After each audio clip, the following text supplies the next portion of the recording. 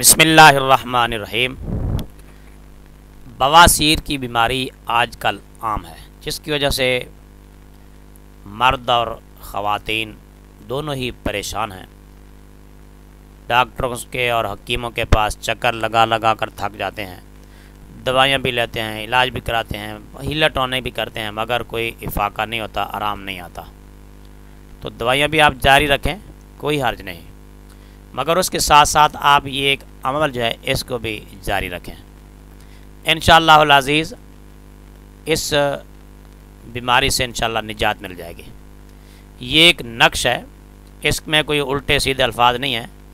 لا الہ الا اللہ محمد الرسول اللہ ہے، اور یہ درمیان میں بھی حضور نبی پاک صلی اللہ علیہ وسلم کا نام مبارک محمد لکھا ہوا ہے، اور یہ یوں بھی آپ صلی اللہ علیہ وسلم کا نام مبارک محمد ہے، اور اس کے آخر میں یہ واو اور عین ہے۔ لا الہ الا اللہ محمد الرسول اللہ، یہ کلمہ شریف ہی کا ایک نقش ہے۔ گندم کے آٹے کی آپ ایک چھوٹی سی ٹکیا بنا لیں، روٹی یعنی چھوٹی سی روٹی، اور وہ پکا کر یہ نقش اسی چھوٹی سی روٹی کے اوپر لکھیں، 7 دن تک وہ روٹی مریض کو کھلائیں۔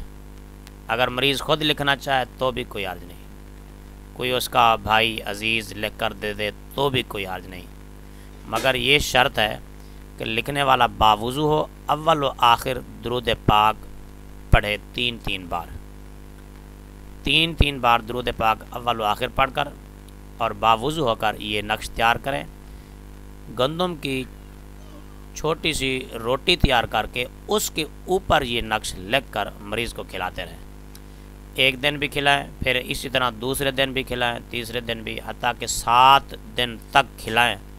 انشاءاللہ العزیز اللہ تعالیٰ اس موذی مرض سے اس شخص کو نجات عطا فرمائے گا۔ اگر یہی نقش انگوٹھی کے اوپر لکھوا لے اور اس کو پہن لے تو بھی نجات ہوگی، لیکن یہ یاد رہے کہ انگوٹھی جو ہے وہ چاندی کی ہو اور 4.5 ماسے سے زیادہ وزن کی نہ ہو، اور اگر 4.5 ماسے سے زیادہ وزن کی ہو پھر اس کو اپنے پاس رکھے، پہنے گا نہیں، کیونکہ 4.5 ماسے سے زیادہ چاندی مردوں کے لیے شرعیت محمدیہ صلی اللہ علیہ وسلم میں ناجائز ہے۔